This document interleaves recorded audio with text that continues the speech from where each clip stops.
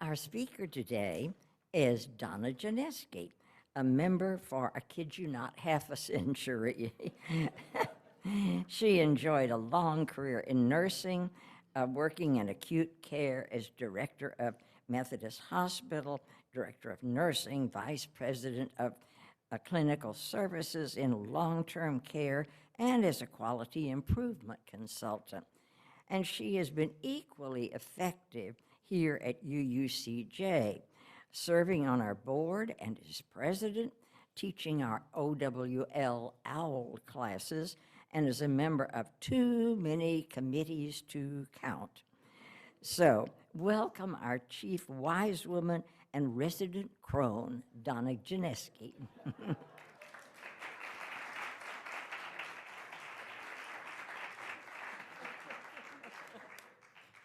Well, that's the first time I've been called a resident crone, but I kind of like that. Well, once again, as our year comes to a close, it's time to reflect upon the happenings of the past year. Was it better or worse than 2022?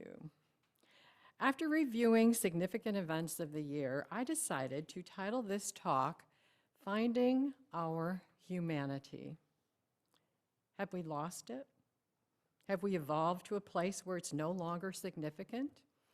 What is the meaning of humanity? Humanity is the human race, which includes everyone on earth. It's also a word for the qualities that make us human, such as the ability to love and have compassion, be creative, and not be a robot or an alien. The word humanity is from the Latin humanitas, for human nature, kindness. Humanity includes all humans, but it can also refer to the kind feelings we often have for each other. But when you talk about humanity, you could just be talking about people as a whole. When people do bad things, it tests your faith in humanity. When people ask for money to help feed starving children, they're appealing to your sense of humanity. I would like to share a personal story with you. I was born in 1940 at the beginning of World War II. Yes, I'm that old. My dad moved us to Fairfield, Connecticut so he could work in the factories in Bridgeport, which was a hub for churning out war-related products, munitions and planes and all kinds of things.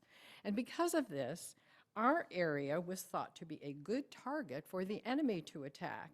So we had frequent air raid drills. We even had a submarine, that German submarine that came into Long Island Sound, very close to our home. So the siren would indicate a drill, and you would have to turn out all your lights so your house was in complete darkness.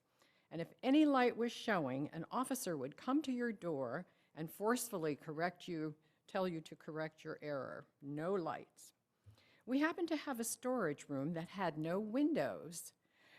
So the family would huddle in there, and my dad would read to us until the siren signaled that the drill was over. We called it the blackout closet. And interestingly enough, even after the war, when we moved to other houses, we always had a closet that we called the blackout closet. But unfortunately, no one explained to me what all of this was about. And as a tiny little girl, I thought the Germans were actually flying overhead to bomb us. Our family entertainment was limited, but my dad traded sugar rationing coupons for gas so we could take car rides on Sunday to visit relatives. We also did one thing. We went to the West End movie theater to see a double feature, and it always included a newsreel. And my father never really even knew what was playing. We just went. So there I was, a very young child, sitting in the dark, viewing the newsreel and seeing stories of Auschwitz and the horrific tragedies being perpetrated.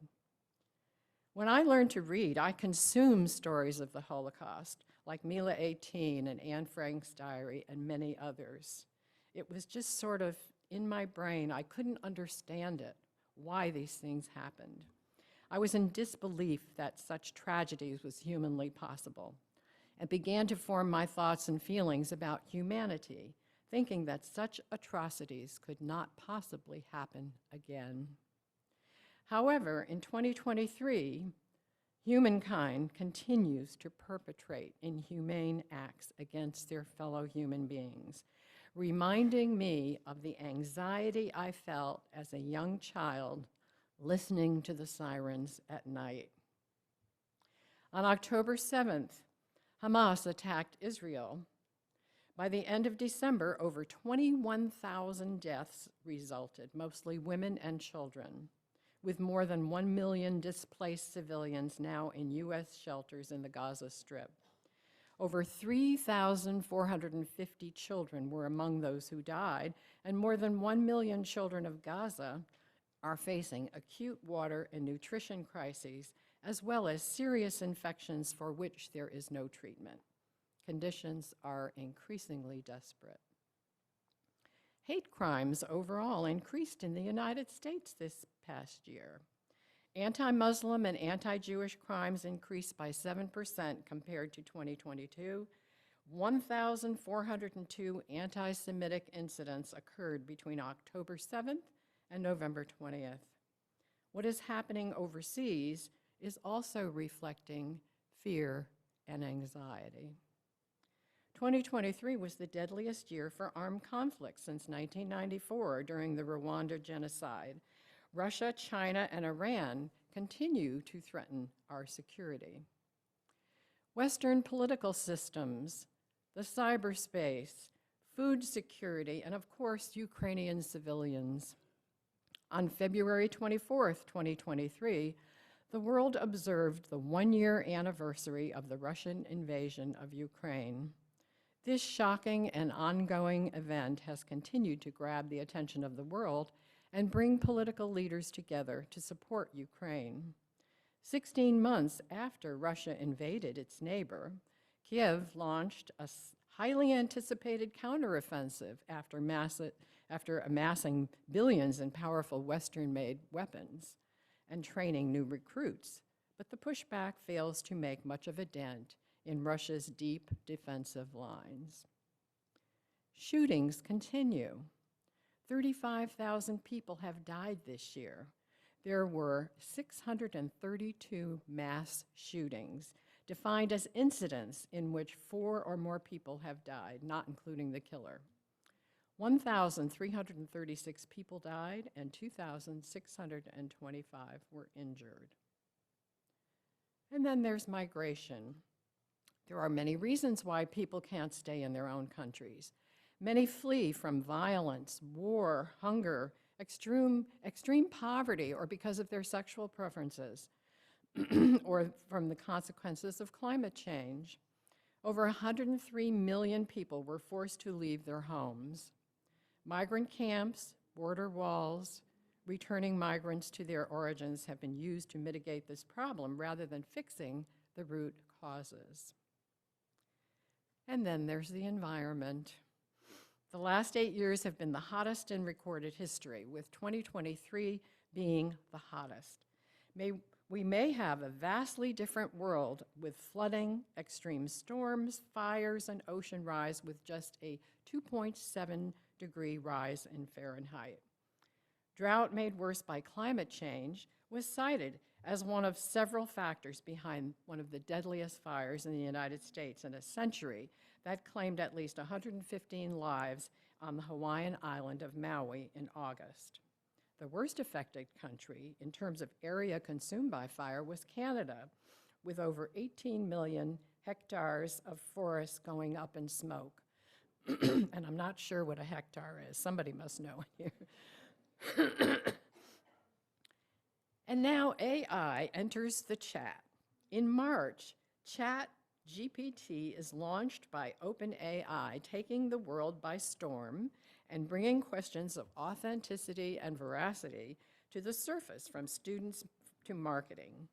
Fears spread to Hollywood, where writers went on strike in May to demand curbs in the use of technology in films, as well as a pay raise. I'm not sure I really know much about AI, but just think, next year, AI might be writing this sermon. In fact, AI wrote this very sermon, and I'm just kidding about that. And the moon is the new frontier. The space race heats up in 2023, with rising star India becoming the first nation to successfully land an unmanned craft on the moon's south pole in August, just days after a Russian lunar vehicle crashed into its surface. NASA is aiming for a crewed mission by 2025, China for 2030, and India for 2040. In April, the Starship rocket, created by Elon Musk's SpaceX, is the largest rocket ever built and launched. However, the uncrewed test rocket exploded only minutes after launch. And then we had King Charles III's coronation on May 6, 2023. King Charles III and Queen Consort Camilla of the UK were crowned in a lavish coronation ceremony. It's the first coronation in over 70 years after the death of Charles' mother, the former Queen Elizabeth. And I have to mention politics, I'm sorry. Donald Trump became the first former US president to have their mugshot taken. He was indicted for attempts to overturn the election, and the Speaker of the House, Kevin McCarthy, was replaced by Mike Johnson. Reaching across the table to resolve issues seems to be a thing of the past. Remember the old days when they used to come to consensus, I'll give you this if you give me that, and we did stuff, we passed things. It's an us against them scenario now. And we have additional 2023 issues. Book bans, LGBTQ issues like bathroom use and sports, abortion laws, Disney, DeSantis, new college conversions, challenges regarding Black history and culture. COVID continues with 8,000 deaths in 2023. Food and fuel prices up, housing shortages with homelessness rising by 12%, and the list goes on. So how do we renew or demonstrate our humanity in these trying times? Have we come very far from the horrors of World War II when a very young little girl was huddled in a closet during an air raid drill? George Bush recently said, 9/11 basically said the human condition elsewhere matters to the security of our country. We're no longer protected by oceans. We have to be mindful of how other people live. This, to me, is a seminal moment for our country and for the world. So how do we demonstrate our humanity? I would like to paraphrase an article written by Michael Rayburn, a pastor from a non-denominational Christian church in Gainesville. He lists the following core values. Number 1, honesty. We must commit to telling each other the truth and listen to each other as we share our truths. Ignoring the marginalized and the minority must come to an end. We can't make decisions that affect those whose voices haven't been heard. Number 2, respect. We must have the deepest commitment to honoring the humanity in each other. Meanness and vitriol or even dismissiveness have no place in discourse. This is a foundational understanding that we respect, that the respect we give each other, especially those overlooked or disrespected in our society, is the respect we are giving ourselves. What happens to one of us affects all of us. This is about honoring each and every person as a precious and irreplaceable part of us. Number 3 is collaboration.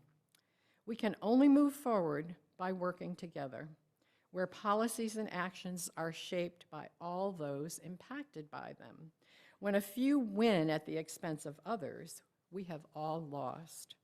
When we rush decisions or don't listen or respect and act on concerns raised, we harm ourselves and we harm society. And number 4 is joy. Dr. Martin Luther King taught us we cannot drive out hate. Only love can drive out hate. We can't overcome meanness with opposing meanness, but we can focus on what we enjoy into building our lives together. We enjoy much, as happens here in this congregation. We can enjoy telling, listening, and sharing honestly with each other. We can enjoy each other's essential presence in our community and working together to solve the challenges facing us. So how can we as individuals make a positive difference, spreading love, hope, and peace? And I'd like to read a few suggestions that dear Abby had in her column. Here are her suggestions. Support the poor, care for the sick, feed the homeless, assist the disabled, protect refugees, plant a tree, improve the general welfare of children, promote the common good, work for peace, and I would like to add, become active in UUCJ programs that work for peace and justice, like iCare.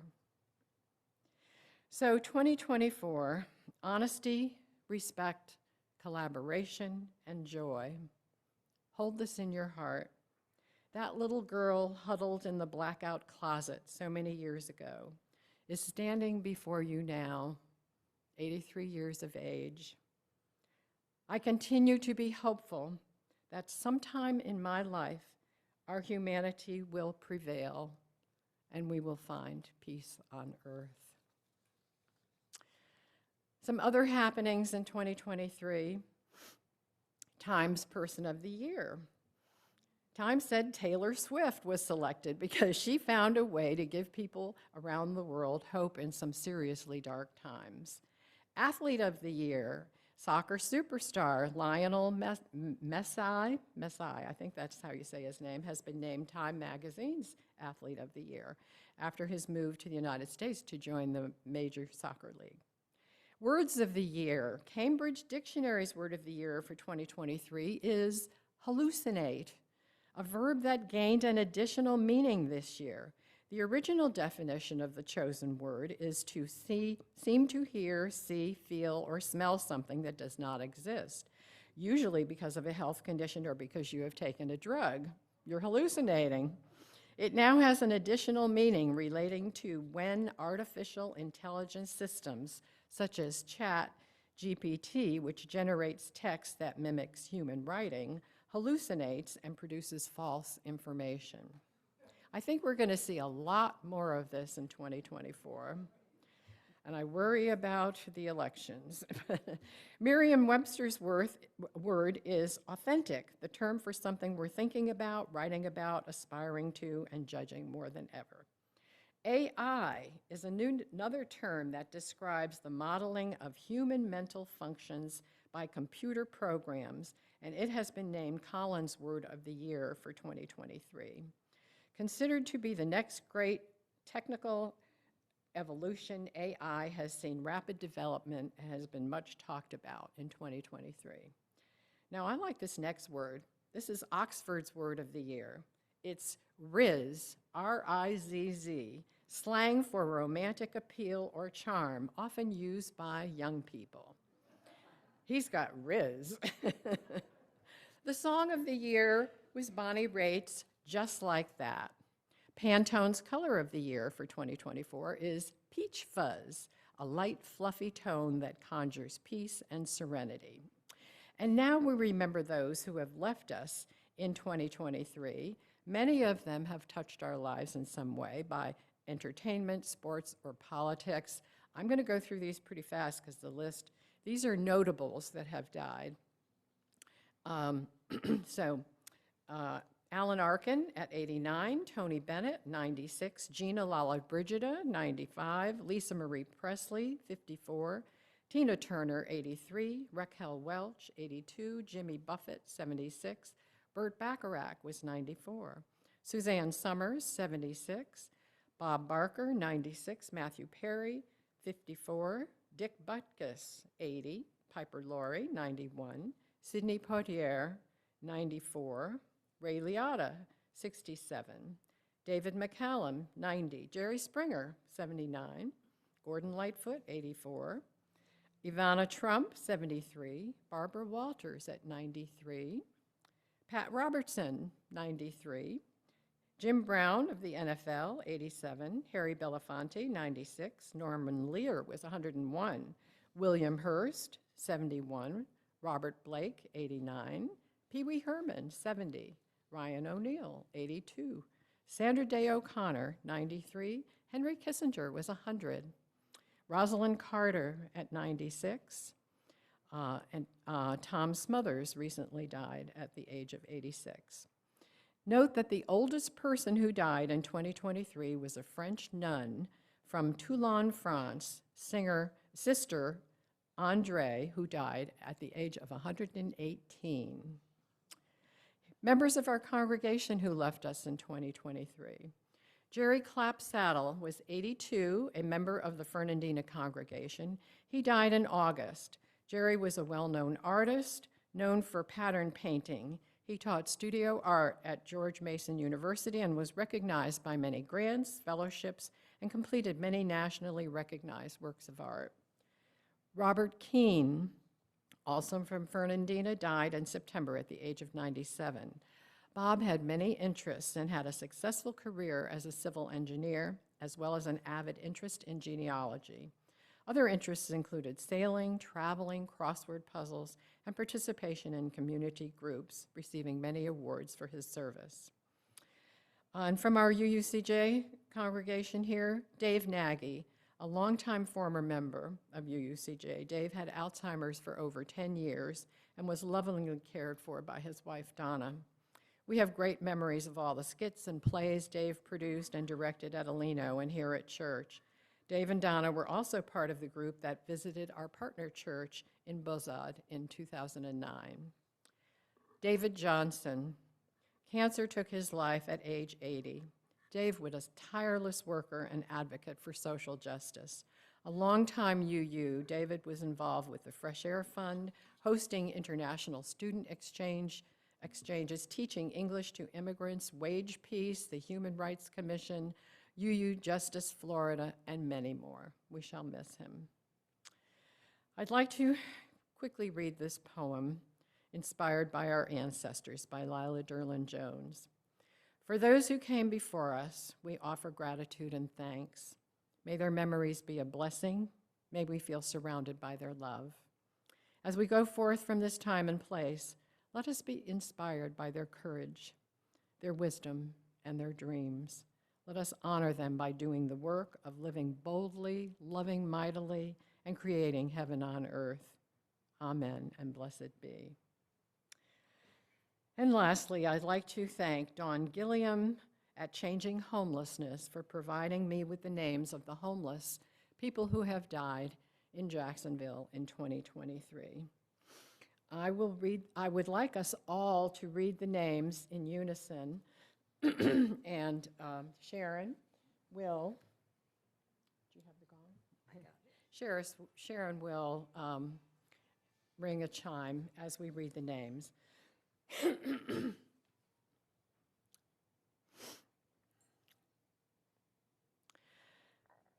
Antoner Thomas, Kevin Witherspoon, Ivan Hurdle Taylor, Don Earl Thomas Sr., Edgar Alexander Walker, David Lee Spencer, Samantha Louise Gaines, Donovan Hines, John Kevin McLeod, Alphonse Gary, Stojan Milinkovic, John Case Williams, Richard Barnes, Terry Lee Peavy, Faye Lois Dale, Rachel Leistritz, Richard Dawsonback, Franklin Spann, Rhonda Davidson, Eric Dauscher, Andrea Campbell, Ethan Thomas Robert Clayton, Gary White, Mickey Jean, Daryl Falk,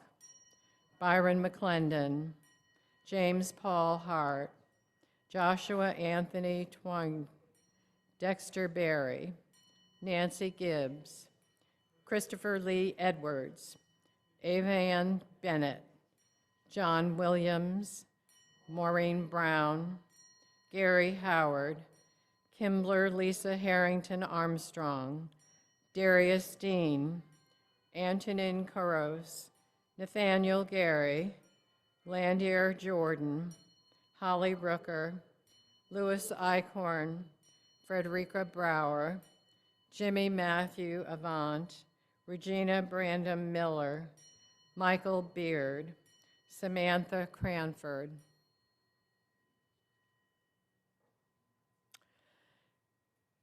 There were many more this year, weren't there? The list used to be much, much smaller. It's telling us something. And now we would like to light this candle, remembering all the homeless who passed. We want you to know your life counted and your life mattered. May your memory live on.